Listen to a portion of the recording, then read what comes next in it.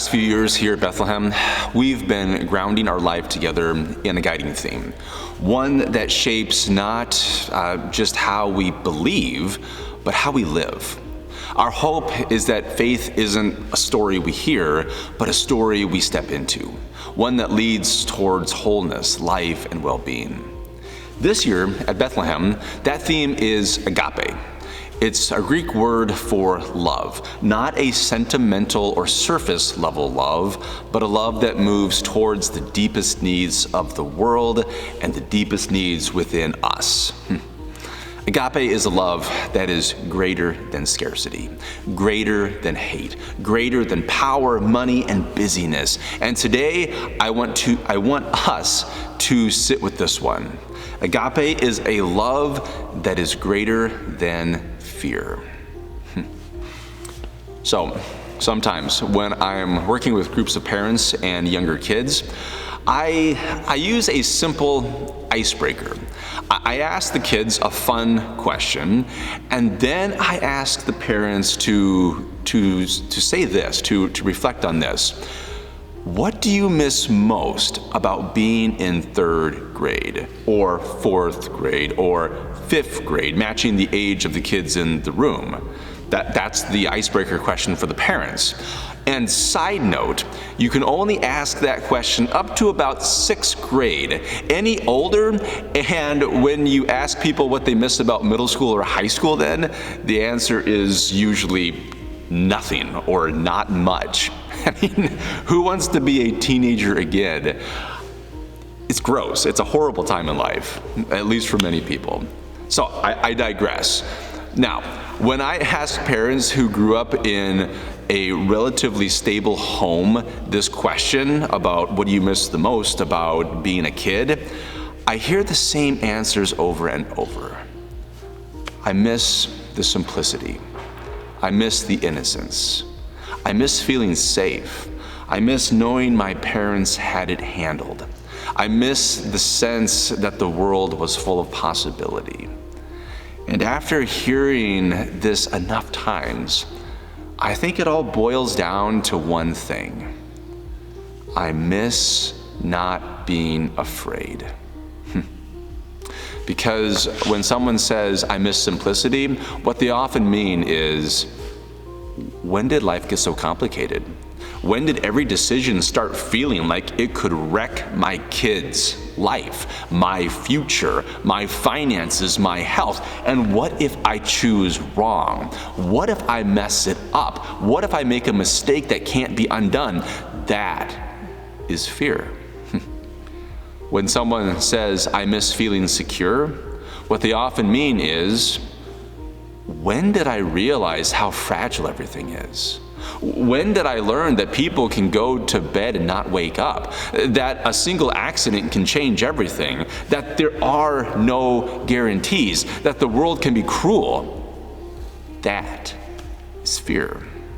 And then there's the fear of what might be, the fear of something that hasn't even happened yet. That is anxiety. And let's be honest, this isn't theoretical. There are people in our community and people we love who carry this kind of fear every single day. Some of us take medication, some of us should take medication, some of us quietly white-knuckle our way through life. Fear is real. And the question isn't whether we experience it, the question is, what do we do with it? Our focus text today comes from the Gospel of Luke, chapter 12, verses 22 to 34. Jesus said to his disciples, "Therefore I tell you, do not worry about your life, what you will eat, or about your body, what you will wear. For life is more than food, and the body more than clothing. Consider the ravens, they neither sow nor reap, they have neither storehouse nor barn, and yet God feeds them. Of how much more value are you than the birds? And which of you by worrying can add a single hour to your span of life? If then you are not able to do so small a thing as that, why do you worry about the rest? Consider the lilies, how they grow. They neither toil nor spin, yet I tell you, even Solomon in all his glory was not clothed like one of these. But if God so clothes the grass of the field, which is alive today and tomorrow is thrown into the oven, how much more will he clothe you, you of little faith? And do not keep seeking what you are to eat and what you are to drink, and do not keep worrying, for it is the nations of the world that seek all these things, and your Father knows that you need them. Instead, seek his kingdom, and these things will be given to you as well. Do not be afraid, little flock, for it is your Father's good pleasure to give you the kingdom. Sell your possessions and give alms. Make purses for yourselves that do not wear out, an unfailing treasure in heaven where no thief comes near and no moth destroys. For where your treasure is, there your heart will be also. So, the larger story that holds our gospel reading, our focus text that we heard today, it begins earlier in Luke when Jesus says something terrifying to his disciples. He says to them, the Son of Man is going to be betrayed into human hands. Luke tells us plainly, they did not understand, and they were afraid. As they travel towards Jerusalem, they carry that fear with them. And it's on that road, with fear already in the air, that Jesus says to his disciples, do not worry. Do not be afraid. Look at the birds. Look at the lilies. God knows what you need. So, I'll be honest with you. Do you know what I miss most about being in third grade? I miss being able to believe assurances like that, like what Jesus just said. When my parents told me, Chad, you'll be okay, back when I was in third grade, I actually believed them. No spreadsheets, no backup plans, no existential spirals. I just believed them. I trusted them. And I can't get that back. And I imagine the disciples looking at each other after Jesus said what he said, thinking, how are we not supposed to worry? Is that even an option? So, for all of us disillusioned adults who can't reclaim childhood naivete, what do we do with Jesus' words? This is where the wisdom of the Christian tradition helps us. Have you heard of St. Francis? St. Francis of Assisi. Beyond the historical details of his life, there are stories, parables really, that get to how faith is practiced. One of the most well-known is the story of Francis and the Wolf of Gubbio. So I'm going to summarize it a little bit, but it goes like this, in case you haven't heard this. A wolf had been terrorizing a town. It attacked livestock, it attacked people. Fear became the organizing principle of the community. The community organized to try to kill the wolf or drive it out, but they were unable to do so. And Francis did the unthinkable. He walked toward the thing everyone else feared, not to destroy it, not to conquer it, but to understand it. Francis named the harm, he named the fear, but he also named the cause. Hunger, need, survival. The wolf was starving, but fear blinded the townspeople to this reality. Francis invited the town to respond not with violence, but with care. And the miracle wasn't that the wolf changed first, the people did. Fear didn't disappear because the threat vanished. Fear disappeared because love replaced it. Here's the shift that matters. Jesus is not telling us to stop feeling fear. Francis is not telling us to pretend the wolf isn't dangerous.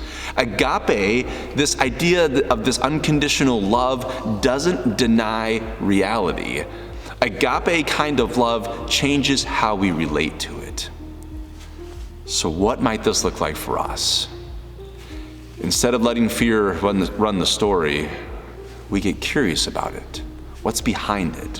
What is this fear trying to protect? What hunger sits underneath it?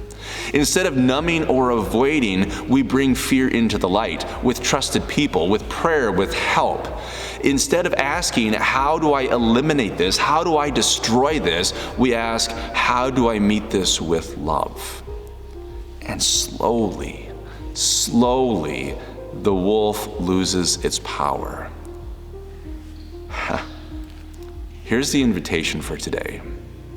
What is the wolf in your life right now? What fear has been organizing your decisions? What anxiety has been shrinking your world? Agape love doesn't say, just stop worrying. Agape love says, you are not alone, and fear does not get the final word. Jesus calls it God's good pleasure to care for you, not that the world is safe, but that love is stronger. And that is a story not just worth hearing, it is absolutely worth living. This is the good news that we hear today as we try to live in and go deeper into the story of faith. Thanks be to God for that. Amen.